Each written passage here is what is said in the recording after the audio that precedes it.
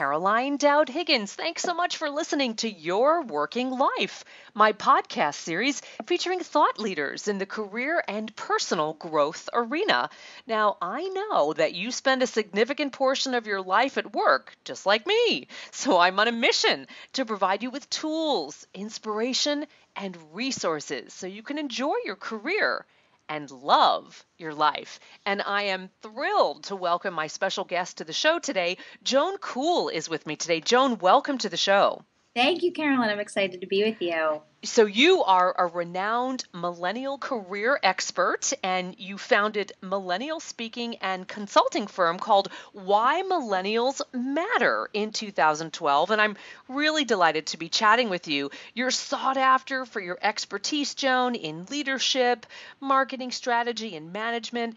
And you have successfully created training sessions and workshops that develop future leaders. And you're an executive coach, as I am, and we share the Marshall Goldsmith friendship and professional relationship in common. And you help high potential young talent on the path to executive positions and great success. And I'm really eager to dive into a juicy conversation with you about why millennials matter. So let's start right there, Joan. Why do millennials matter?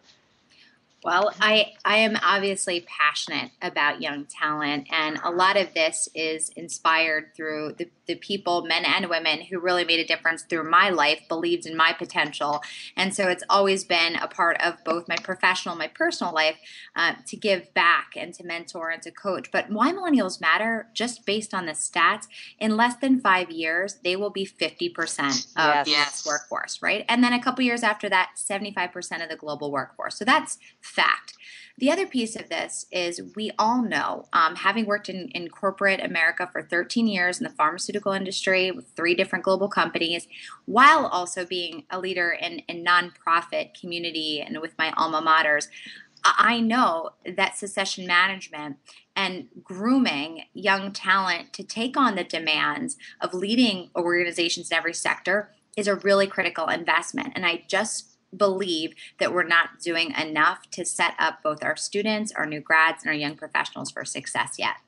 Now, Joan, you and I, we're preaching to the choir, right? We are neck high in this, and we are on the same page. But for our audience, some of whom may not understand the millennial generation, can you define who a millennial is? What does that look like age-wise? And just give them a little snapshot of what the millennial professional is.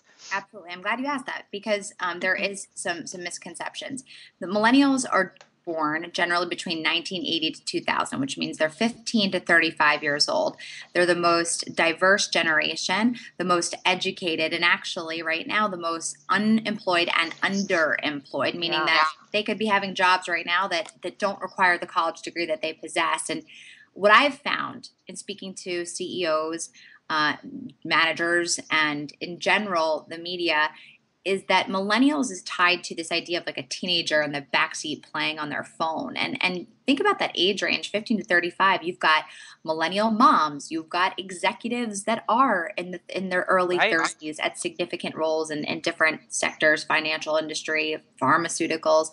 But you've also got that student population and new grads entering the workforce. So there's definitely some segments that we can dissect further. But when it comes to generational dynamics and you're talking about the workplace, whenever it's a younger demographic, it's a larger skew of the age until you get more information about the generation following it once they start to enter a higher education and in the workforce. So you may see that slim down and see some stark differences between the college students right now and those that are in their late 20s, early 30s. Thank you. That's really helpful. And you know what I find interesting? We know the facts, right? In 5 years, 50% of the population. So they are the succession plan for the global workforce. So this is a very important generation for us to groom and cultivate. And you've certainly become a champion for young talent. How did that all start? For me, I felt that throughout my career, a lot of my success happened to surround the theme of really investing in teams and developing talent to achieve their potential. My first management job, 9 out of the 13 members of my sales team were under 25 years old, and they had been dead last in the country for 6 months. And I think that that recognition of what it takes to really identify their unique strengths and how different that is than maybe managing somebody that's in a mid-level in their career, really takes specific focus and some energy and some appreciation for what that investment it requires. And I felt that I observed a lot of managers with a dismissive attitude and a lack of patience for young talent. We're all busy. We're all doing more with less. And because I've just got this, I like to call it, it's sort of a part of my big sister personality, and that I'm passionate about helping young men and women break through and figure out, what it takes to have executive presence, to set themselves up appropriately for project management and business meetings, because there were people in my life that did that for me. So I believe that not only are we battling sort of the level of engagement or the lack of engagement between millennials and management and the lack of patience, but the lack of investment. Having been a director in a training and development department, I know that a lot of resources, we tend to focus on executives or tenured managers and leaders, but such a huge opportunity for us to redirect that investment to onboarding new young talent. So true. Now, you've done amazing research that could really help organizations that want to attract and develop, and I will add retain top talent, right? Because the millennial talent is tremendously recruitable, poachable, and that's a good thing. So share with me what you found from your research that can help other organizations who want to groom millennials. Absolutely. So, two of the most significant research studies that I have taken on in the past 2 years. One is also featured in my first book, The First Global Generation, Understanding, Managing, and Unleashing the Potential of the Millennial Generation with John Zogby. The second is with Barnes & Noble College and that partnership. So Barnes & Noble College, I'll start backwards, is on 725 college campuses. They're managing and operating the bookstores. Therefore, they're living and breathing 5.2 million students every day online in their stores. And they're actually an employer of 10,000 students. So they've been a phenomenal partner, and that we both share a passion and a deep care for students' holistic success. We want them to be successful in the classroom, but we know that we've got to get the outcomes, because that's important to our school partners as well, that they land a successful job and continue to contribute to society afterwards. So our study, The College Student Mindset, which you can find on my website and on Barnes & Noble College, we received responses from over 3,500 students, 44 states. We talked to 2-year, 4-year students, freshmen, juniors, seniors, everything.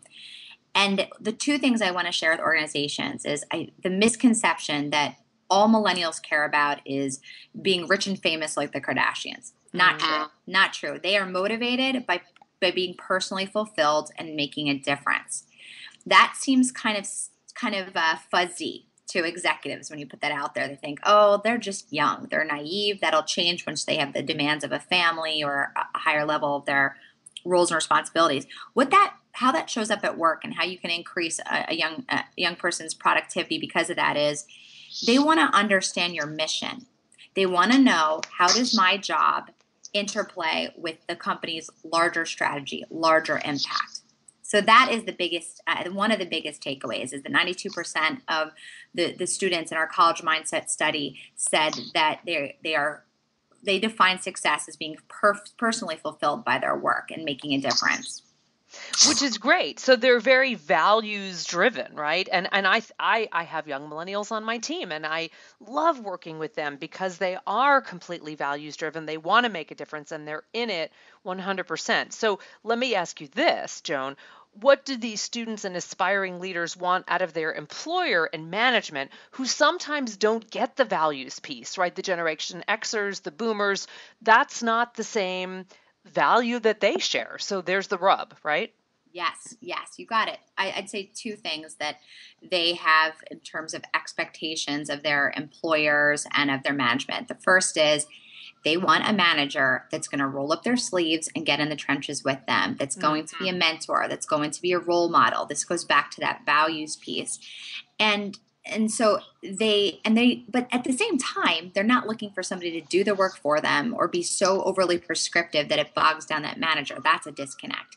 It's just help them understand what good looks like, and then they will thrive and strive with, great momentum towards it. They only know what they know. So I think that powerful relationship, especially of the first manager, I think the manager themselves needs to own up to that accountability and realize the impact that they have. And the second piece of it is that they are looking for this training and development. They Yes. really, if you're going to recruit them, and I've seen companies get really creative and do a fantastic job of the advice I give, blending that into recruitment tactics and the message of what their company stands for. But then the day that they walk in the door, it's got to look like that. There has to be more than a 1-hour HR PowerPoint presentation. So there has to be more, and there has to be that idea of, your opinion counts. You're not the intern, the low level newly person that should sit in a cubicle and not talk. We want to figure out a platform for you to do it, for you to share while you're learning, while you're growing. So it's clear to me that there's still some friction in this multi-generational work sandbox, right? So how do we solve that? Because intellectually, I think a lot of employers understand, great, they, meaning young professionals, want role models, mentors, sponsors, people that can train and groom them professionally and develop them. Some organizations don't have the bandwidth or the financial resources to make that happen. So what's your advice to them? I think to keep it simple, I talk about awareness, then training. So you don't have to have the largest budget in the world or be the most sophisticated company in terms of technology to first really recognize that this is important. And so that means increasing awareness that investing in young talent is a priority we take seriously. That means at the CEO level, not just the global head of HR, the department head of human resources, but the executive team, the board of directors, establishing the fact that we need to figure out how to better communicate amongst all levels in our organization with the idea of we've got a huge leadership gap approaching if those baby boomers retire and take with them all their phenomenal ideas, the legacy that they created. We don't want them to walk out the door without sharing that with our young talent. So that increased awareness about why we need to do a better job in-house of aligning and building some communication opportunities amongst the generations. So, and also, why that is a part of sustaining the company's future. And I'm sorry, please finish. I was just going to say, then the second piece is the training and development. Again, training and development really is recognizing where the key points of intervention. The first is onboarding immediately. That's you make a decision if you're staying here for 6 months or 6 years, the day that you walk in the door. Oh, yeah. And so that's why 70% of the full-time workforce right now is disengaged and looking for other work opportunities. So this is good. These are good business practices for all ages. I focus on millennials, but I believe that these practices will contribute to engaging your entire workforce. So yeah, it's the awareness piece and the training piece. And how you save money, you get your young people involved in the ideas. You have them contribute. What does success look like in engaging your teammates with what you already know about our company culture? Brilliant. I just wanted to add to that. I think this concept of mentorship and engagement doesn't have to be top down. I've seen some magical things happen in organizations that were innovative and creative in their thinking, and reverse mentorship with younger professionals bringing great ideas to the table and wowing their senior colleagues and embracing that reverse mentorship has just been transformative. So I would encourage listeners to think about that too. The millennials have great wisdom to share. Joan, one of the things that I'd love for you to address as our expert is the advice that you do have for these new graduates and young professionals. We're just getting into the spring and we're not quite yet ready for graduation season, but it's coming. And it's time for a whole new crop of professionals to enter the workforce. What do you want them to know? I've literally been on a national tour for the last You've several got months. Just the last 2 weeks alone, I was at Texas Tech, University of Pittsburgh, Baruch College, and Tufts. And this is the message that I share with the students. And I feel really good about the response. So I know it's striking a chord. good. The three main areas are: first, I talk about their personal brands online, on paper, and in person, and how critical first impressions are. So I practice with them their introduction. I talk about how they present themselves and how to really set themselves up to have confidence in different types of situations. So their personal brand is critical. The second is relationships matter. Relationships are everything. 75% of jobs today, 60 to 80% is the range they say, are the direct result of networking. Sometimes who you know is what helps you land the job. And that's really intimidating for students. They don't really like that word networking. It sounds too stuffy and traditional. And I share with them some fabulous research from the Center for Talent Innovation that is about sponsors. And sponsors is a different concept than mentors. So explain to them why this is critical in their career and how they need to show up to earn sponsorship, how they need to be a protege and how they need to be as a mentee. And then I talked to them about another piece from Sylvia Hewlett, who's the founder of the think tank, and Carolyn Buck-Luce, which is executive presence.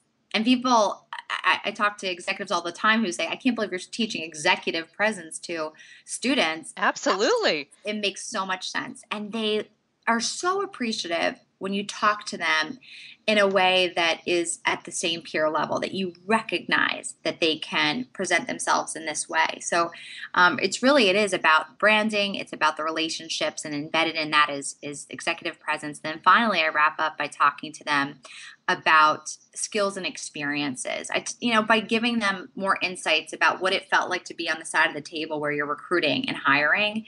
And that's where the mismatch is between companies that desperately want top talent and young people are complaining that they can't get the jobs. For some reason, articulating their skills and experiences, they aren't that strong at it. And they also, their skills are so unique that the questions they're being asked by employers and recruiters today are not going to uncover or unleash the real creativity that they have to offer. Okay, perfect segue, right? So great advice and wisdom for the new graduates, the young professionals entering the workforce or growing their careers right now. So let's flip it. The business owners, the executives who are recruiting this succession plan, it's clear they don't know exactly what to look for yet. So how do you empower them as they consider bringing this new generation of talent onto their teams? I think that this is where you have to go.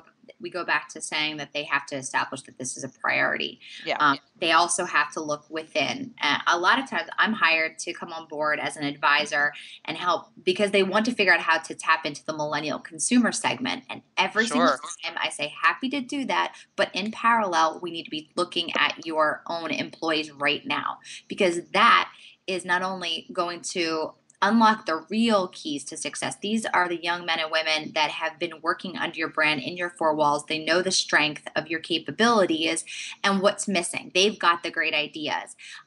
So that, and then, also they're ultimately the best brand ambassadors. One thing that is particularly strong about this generation, if you inspire your employees within your company, your young talent, your millennials, they have such obviously vast social networks, but really they have a really keen understanding of how to spread the word about the product, the services, the brand.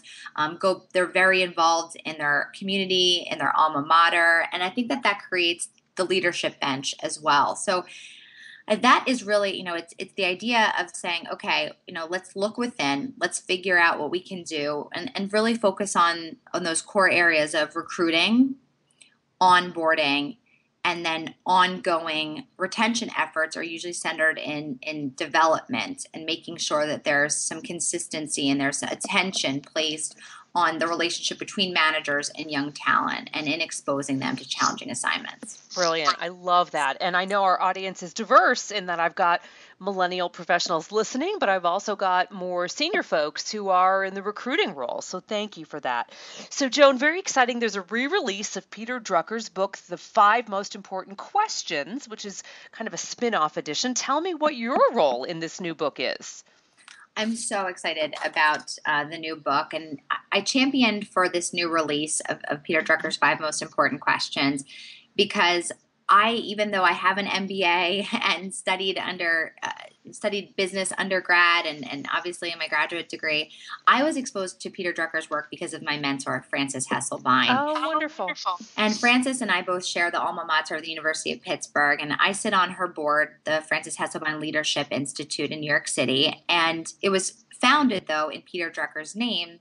Frances and Peter had a very strong long-term relationship about leadership. And when Frances was the CEO of the Girl Scouts, Peter did a lot of studies and wrote a lot of his musings about how Frances, her leadership style in advancing women and diversity really could change any company, any sector. So where this book fills a gap is that I know that Peter Drucker is more predominantly read by older generations, experienced and tenured managers. Even Jeff Bezos still requires a CEO of Amazon, his entire executive team to read Peter Drucker. So I'm crossing my fingers he reads this book too. But that's great. But so I know that what I've learned from Frances and from following Peter Drucker's work in that global community is that it's timeless wisdom, and that it would be really beneficial to get in the hands of a younger generation, our future leaders.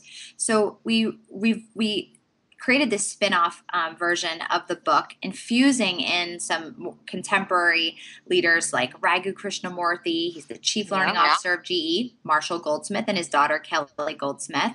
But we still have Jim Collins, the best-selling author of Good to Great, and as well as some other fantastic academic leaders. But we also invited millennial voices, Mike Radparvar, founder of Holstein, and Carolyn Gosen, the founder of Levo League, which was a part of Yes. I've interviewed her. She's fantastic. Yeah. Yes, amazing. So I'm grateful to be a part of this tremendous community where we all contributed our musings, our desire to help bridge the communication gap amongst generations and help really arm both millennials and management in terms of how to talk about business strategy. Where's our business today? Where are we going? And use these 5 simple questions to rally us around the vision for the future. That's extraordinary. And is it forthcoming or is it available already? Joan, tell us how we can buy it. You can pre-order it today on all major outlets, Barnes & Noble, Amazon, 800 CEO Reads, bulk orders as well, since we know a lot of professional training programs and organizations are ordering it for their employees. But it actually launches on March 23rd of this year. So again, pre-orders are available right now, and we're just really excited because the reaction from even the media that's had a chance to read the galleys has been really positive. That's exciting. Well, I wish you great success. I can't wait to get my hands on it. Good stuff. I've so enjoyed our time together, and we are kindred spirits in that we both believe in the power of the millennial generation. Thank you for all you do. Tell our listeners how we can find you online. Tell us about your website and how they should engage with you on social media, Joan. Great. Thank you so much, Carolyn. My website is whymillennialsmatter.com. You can also follow me on Twitter at Joan Kuhl, Kuhl, and Why Millennials Matter is on Facebook. I'm Joan Snyder Kuhl on LinkedIn. And if you go to our website, you can, at the prompt, sign up for our newsletter and hear about all of our exciting research to come with Barnes & Noble, with the Center for Talent Innovation, and other great organizations that also care about investing in young talent. Joan, that's awesome. And I know that our professional paths will cross again in the near future. And I want to thank you so much for sharing your time and expertise. Thanks for having me. I love and appreciate what you do as well, Carolyn. Well, thank you. You take good care, Joan. And I want to thank our listeners for tuning into Your Working Life, where my goal is to help you design your career destiny so it doesn't happen by default.